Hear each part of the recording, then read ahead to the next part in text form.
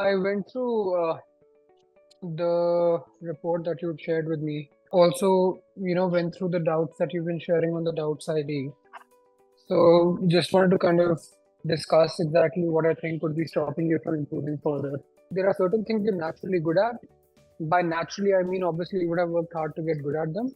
But there are certain things that come easily to you, and then there are certain things that don't come easily to you. And what I notice is that, especially when it comes to those things that don't come easily to you, you're typically looking for shortcuts to be able to make sense of them so that you can quickly understand them and then move on to the next question. So that's been my grasp of the situation so far. Do you take the time when you basically come across something that you are, let's say, not able to understand in one shot, something that you go wrong in quite often? You take the time to think through it on your own for as long as it takes to figure it out, or do you jump to the solutions? To be honest, I jumped to the solution. Exactly the point which is holding you back right now, which is that you're not taking the time to think through it. And I saw this in the class also, and over the last few doubt emails that you sent, that's one pattern that's very, very obvious. Actually, Manan, even if I think, chances are high that you're very wrong. I'm telling you, you're very wrong in this. That when people say that, even if I were to put in the effort, I won't be able to understand it. Trust me, that simply is you're just giving yourself an excuse to not really put in the effort.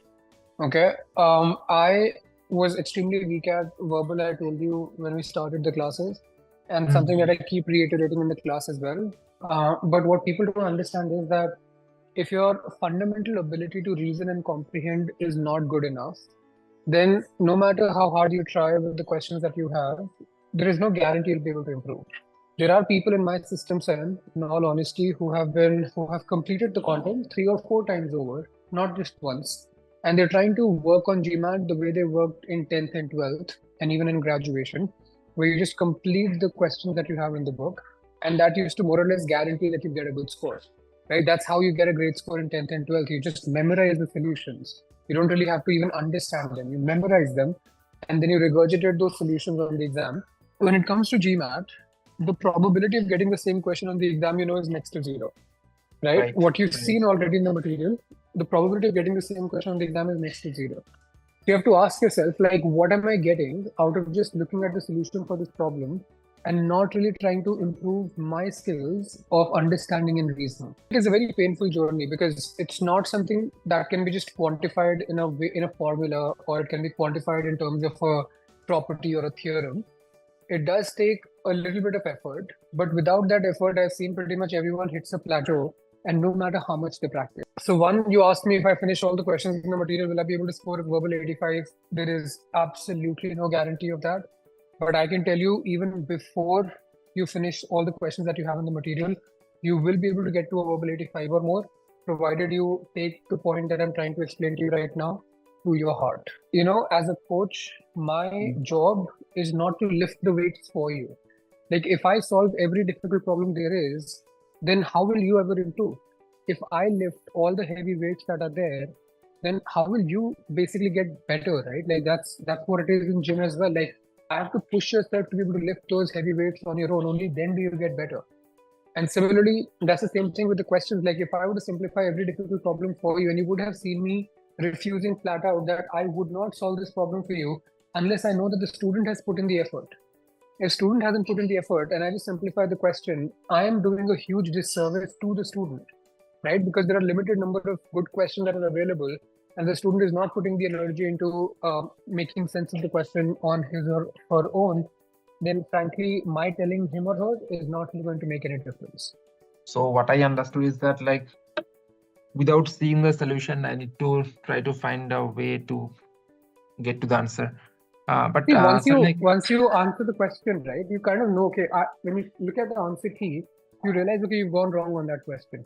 You know that the correct answer is C and you picked E.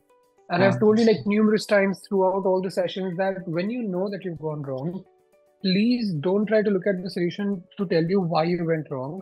You have to figure out that what did you possibly miss that made you pick the wrong answer choice over the right one. But to be able to go from good to great, it requires a lot of effort. Anybody, I can help somebody who is extremely weak in verbal to push from, let's say, a 40th percentile to an 80th percentile in a matter of, let's say, 2 or 3 weeks. But from an 80th percentile to move to a 99th percentile, it is going to take almost 3 times as much effort as it takes to move from 40 to 80th percentile. That's why So I came to you. I try to emphasize the same thing in every single class I am.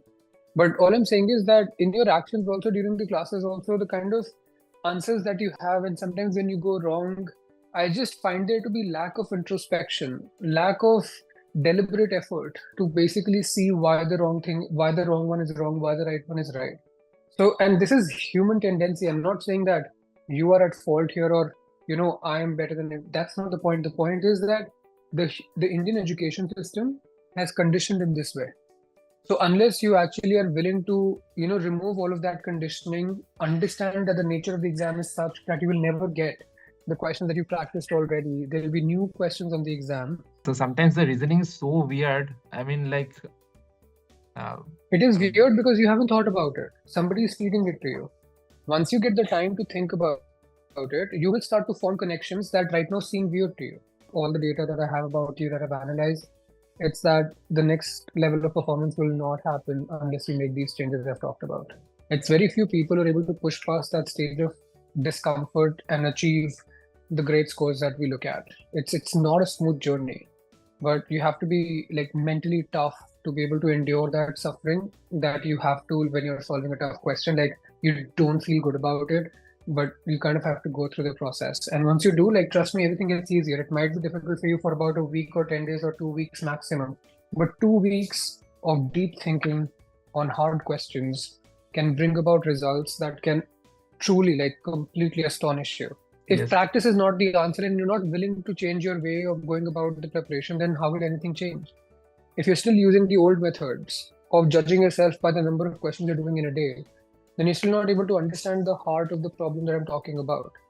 Easy questions anybody can get. Those are not the questions that really help you improve. Difficult questions are the ones that get you improve.